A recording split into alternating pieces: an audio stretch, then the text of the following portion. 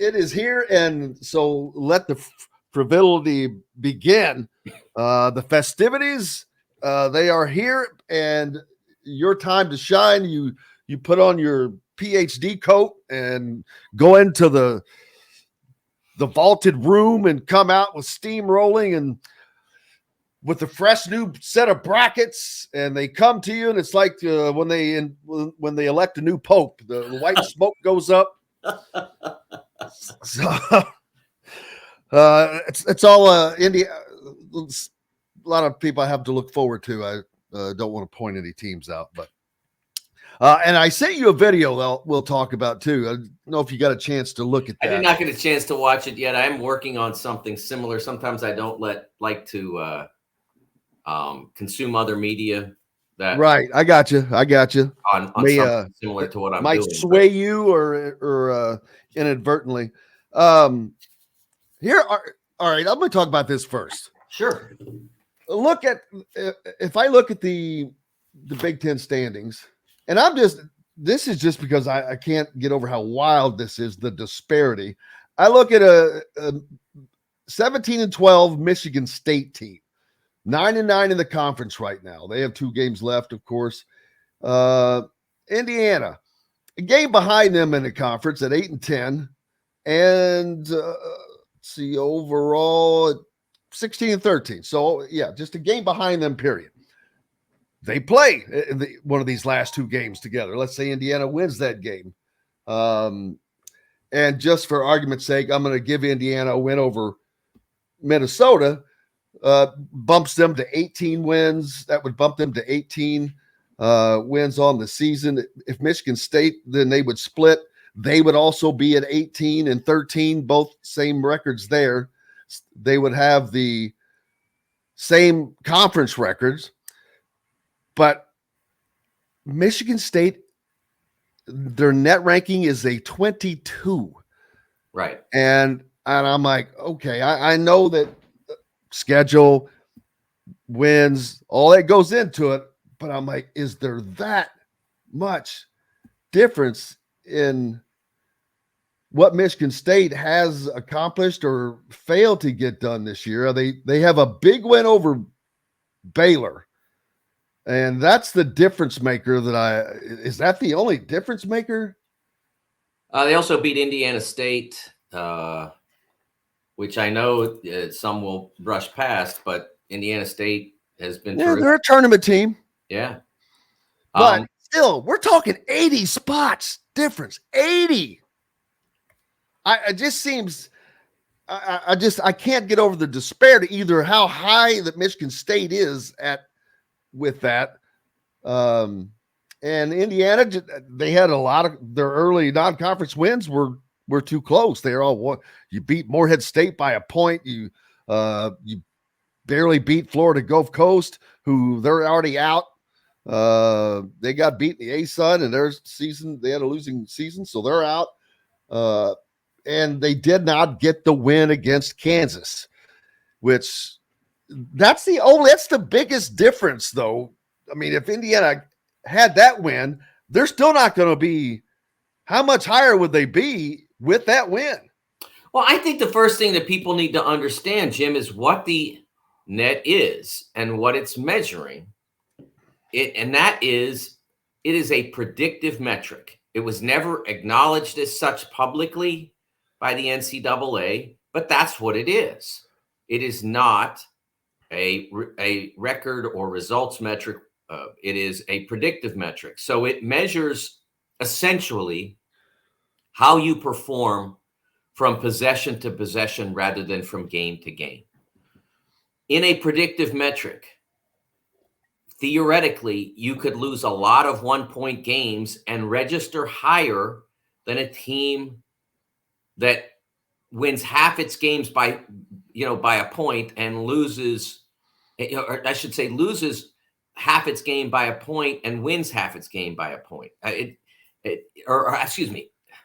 It loses a bunch of games by blowout and wins a bunch of games by a point. That team is not going to register well in a predictive metric. Whereas a team that loses 30 games by a point is not going to be viewed as an 0-30 team It's gonna obviously score lower than the teams that are winning games by a lot, but it's not going to score terribly or horrifically as 0-30 would suggest, because they lost every game by a point. That's the nature of the predictive metric. I argued when the NCAA met, I think it was around 2017 or 18. I never can remember the year. But there was a meeting in January of that year to which I was invited, along with Jerry Palm from CBS, along with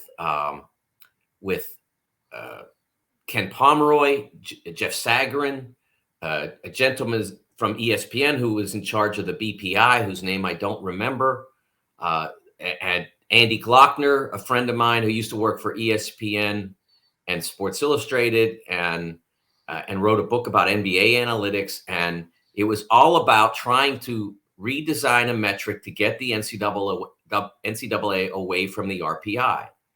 And I argued that, yes, the RPI was not a good metric, but that the core of the NCAA selection process should be some sort of improved record metric that is about winning and losing, where you played the game. Is it, a road win is tougher than a neutral win, which is tougher than a home win, and how good the team was that you played, which is beating Houston is better than beating Texas A&M Corpus Christi, say.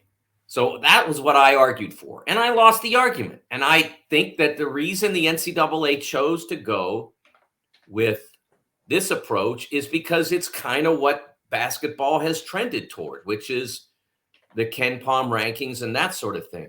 I don't understand, though, Jim, if people are so vexed by the net, why aren't they yelling at the Ken Pom rankings or the BPI or any of the other predictive metrics? Why do they choose the net?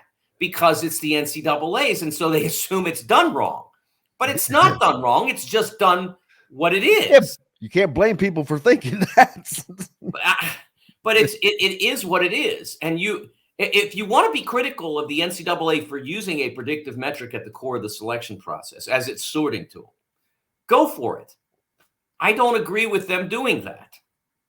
But it's just a different metric. They're all, I know right now the theory is that the Big 12 has gamed the net. That's the theory. So if you look. And Michigan State, by the way, lost to Kansas State out of the Big 12, speaking of the devil. So Ken Pom, a quick count, there are 9 Big 12 teams out of 14 in the Ken Pom top 40. And so I may have missed one, but ballpark, 9 out of the top 40. So did they game Ken Pom? Ken Pom is considered to be the gold standard for predictive ratings. Did they game that one too? Nobody talks about that because they don't want to question Ken Pom. Because Ken's numbers are so great. And he's got 20 years of esteem built into his rankings. And deservedly so. But if you believe in predictive metrics, then there's no difference between, there are subtle differences, but there's no essential difference between Ken's rankings and the net and the BPI. They all are different versions of the same thing. And if I went and looked at the BPI right now real quick, I bet you there are 9 or 10 teams in the top 40 of the BPI. Yeah, there's no perfect way to do anything, especially when you're using numbers, because there's so mane different systems, and I get that. I just, the disparity was just it's so large. I'm like, daggone, that's not that Indiana has done anything to make someone think that they're a top 50 team here. Don't get me wrong, but I was just surprised to see Michigan State as high as they are, I guess. Oh, believe me, I can't figure it out either. It's one of those things that it seems to defy what you see. But like I said, same thing. KenPom.com has Michigan State at 20. I think that's better than their net ranking. Yeah, it is. They're only 22nd in the net. So it shows that there's a consistency there. If you're measuring certain things, there's a consistency there to how it treats the numbers. You may believe that Ken's rankings are better than that. I won't argue with that. I'm fine with that. It's your money, so to speak, because the predictive metric has a purpose for the most part. And so if you believe in Ken's rankings, then good. That's great. If you think they're better than the net and that they should use Ken instead, that's fine. But it's not. It's just you'd still be yelling about Michigan State being too high. So as I said, I believe that a results-based metric is the best tool, which whether it's KPI or strength of record, or maybe somebody else has a better one. I believe that a results-based metric is the best tool for serving as the sorting mechanism. That because I've watched games and analyzed games this year on television where I could tell that at a certain point, a team that was ahead by 20 wasn't necessarily trying to get up by 30, Jim, but that they wanted to win by 20. And where you would have put the walk-ons in with 2 minutes left, now you put them in for 30 seconds, they get one trip. It has changed because of that.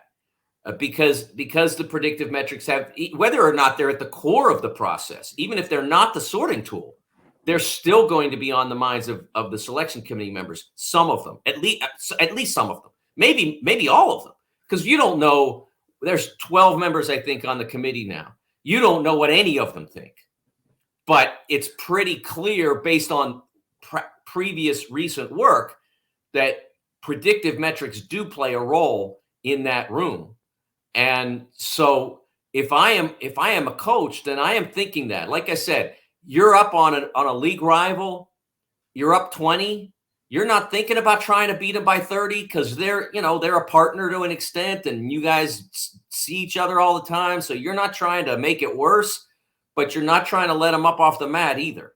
And I don't know if that's what we need in college basketball, but I don't know if we're ever going to get away from it, even if the committee were to say no more net. We're going a record metric. We're doing, the margin of victory doesn't matter on the main primary sorting tool.